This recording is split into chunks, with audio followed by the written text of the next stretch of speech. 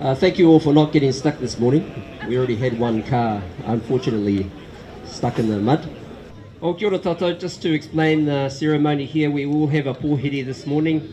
We only have a short time with our ministers today for the ceremony.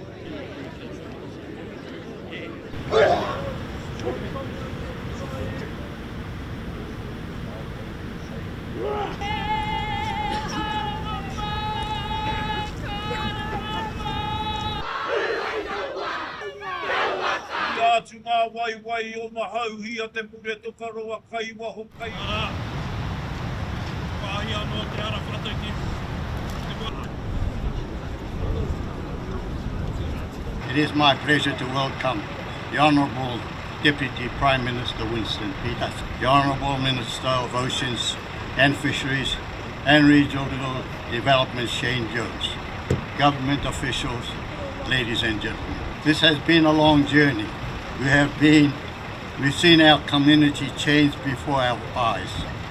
It was a place that was once had the highest rates of unemployment and social and education issues in the country. We are on the pathway of changing this rhetoric and to be a place of positivity, growth and prosperity. Today we stand united on a collective vision and mission for the community of Opotiki, our region, and for New Zealand as a whole. There has been, as I said, there has been significant social and economic benefits achieved already. Employment in this town has lifted. We are seeing more people returning back to our community, and now we are here opening the harbour. There will be more benefits to come.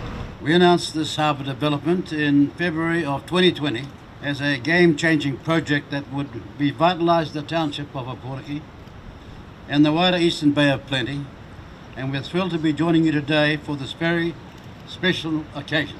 We're here because we made a commitment, because we believe in this area, and we believe it's got a greater future than many actually dream of, particularly with the product that we've got here in the biggest mussel farm in the world being developed. There's something special about this particular mussel, and it is our biggest indigenous export. This is what's going to turn this country around if we do this sort of thing over and over again in this country. It'll be the promises that brings New Zealand back to me where we should be. It won't be Queen Street, it won't be Wellington, it won't be the Beehive. It'll be out in the provinces where this country makes its comeback. And starting here, it's a project that we need to repeat over and over again. Let me just say we are very proud of this development, but as Shane Jones will tell you, we need to do it in other parts of the country and in different areas, but if we do one after the other and make them numerous, then all of a sudden we'll have an economy that's exporting back to where we used to be when we were number 2 or 3 in the world. Real world leaders. When the Minister of Labour back then knew every unemployed person in New Zealand on the register. Guess why? Because they were only 29. We want our people back working again. Your young people need to be off the dole. Our job is to find the work, but we've got to get them ready to take on this task and to go forward, because in every sense we want to be the country, as I say, we once were, where everyone can get a job, can buy an affordable house, get access to the health system and get decent wages. And it's not a very good economy at the moment, we have to admit. It was a terrible mess when we came back to government in 2023, but we will turn it around. And by this time next year, you'll see the signs. This project will help us get there. Well, they complain about Shane, they complain about some of my colleagues, but they can never complain about the fact that Shane gets out there and gets things done all over the country. Whereas some of them in Parliament, well, you know what they're like. They wave their hands around like a Italian chef. They've got about 7 vowels in every word they speak, and they sound impressive, but when you drill down and ask them, what do you actually know, the answer is 0. And far too many of that ilk in Parliament today. Proud to be in here announcing the continuation and soon to be the finalisation of a tremendous project which will revive the Opotiki area, and we're going to set out to ensure that you truly become the Bay of Plenty. He mihi nui. Can I acknowledge those that have passed and those that can't be here with us today? There's been a lot of acknowledgement of our guests, and so I'll take that as a given. And if Danny had told me I was going to follow on from Winston, I would have declined the invitation to speak. It's a bit cold and I'm a hell of a nervous. I was looking around yesterday in Auckland for ice crystals to start forming, and I'm still not confident because a very senior cabinet member of a previous government told me hell was going to freeze over before Opotiki got a harbour entrance. I hope you've got plenty of warm clothes or we get this done before it starts happening. But if we had $1 for everybody that told us it couldn't be done and it wasn't going to be done and it would never happen, the groins would be another half kilometre out to sea. So look, it's very, very special to be here today back in Opotiki. It warms my heart. And can I just acknowledge the regional chair sitting there with the ministers and our two neighbouring mayors. It's good that you've come together to support us.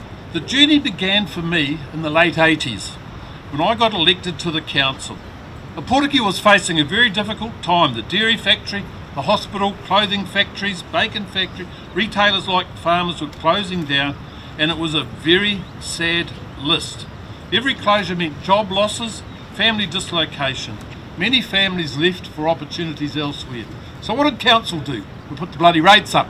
We actually relaxed planning regulations to make kiwi fruit easier, and kiwi fruit's been good for Opotiki.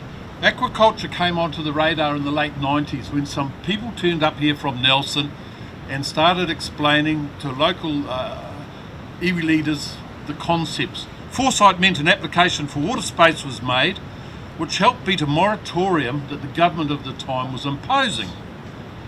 We organised a 3-day bus trip to get to Nelson so we could get some insight into the industry. The real miracle for me was that we found a bus in Opotiki that could get us to Nelson and get us home. That trip really inspired all of us, and it was obvious the industry could help provide hope and rebuild our community's spirit. It inspired me a few days later, along with some others, appearing before a select committee to convince the government to let this water space get around the moratorium. As mussel growing trials were proving positive, it confirmed that if Opotiki wanted to be part of it, a proper access to the sea would be required. We didn't want our waters being farmed from Tauranga. It was time to check our bearings. So we organised a meeting with the Ministers of Finance and Economic Development in Wellington, the late Michael Cullen and the late Jim Anderton. He explained that the aquaculture potential in the harbour entrance required. We didn't want to go through all the work required to get the consents and do all the things we had to do, expending the resources of a fairly poor community, only to find when it came time to build that we didn't have the capital and everybody else had run for cover. Michael Cullen assured us that if the numbers stacked up the way that we said they would, in all likelihood the government would be here with us. So thank you, government, for being here with us today. Don Restra, as John said, started this discussion in the early 90s. I think I'd also like to acknowledge Selby Fisher. Selby was of the similar ilk to Minister Jones. Don't worry too much about process, too much bureaucracy, just get the proverbial done. 2013, the Regional Council, by way of a special purpose vehicle through our shareholding in the Port of Tauranga, created a $40 million infrastructure fund, which was grants on application to the community in the Bay of Plenty here. Opotiki was the most successful in terms of the initial grant was $18 million in 2013. In 2015, that grant was lifted to $20 million. Ministers, your coalition government that you're a part of today, I would have to say that your support for this over multiple parliaments is going to meet your objective of doubling primary export values out of this country to the wider world in which we trade, which our standard of living is derived from. So congratulations once again to the both of you for your steadfast support in terms of this project over many, many years. This wharf facility, this infrastructure, partially was driven to create a better set of economic opportunities for not only Opotiki but in particular whakatohea. And whakatohea, as you know, are co-funders with Mr. Craig. I see Mr. Craig on behalf of his investors, and I want to acknowledge you, sir, for being the forensic investor you are. And the Crown also, Robert, as you well know, is an investor in the whakatohea muscle venture, if I can use those particular words. And you have Peter V, my tarara Dalmatian relation, and Vaughan Wilkinson, arguably the most knowledgeable person that we have in New Zealand on fisheries matters. I want to share with you today that our government has agreed in principle to allocate another $16 million towards the investment of the whakatohea mussels.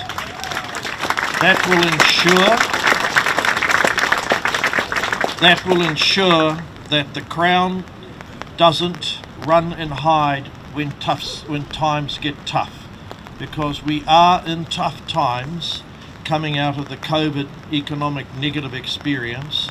But on behalf of my leader, Winston Peters, on behalf of the Cabinet, fellow ministers, we are making a formal announcement today, in principle, subject to Mr. Peter V and Vaughan Wilkinson tidying up the details with Robert Pagoo, just nigh on $16 million to stabilise and add resilience to this, the largest mussel farm in the world. Thank you very much.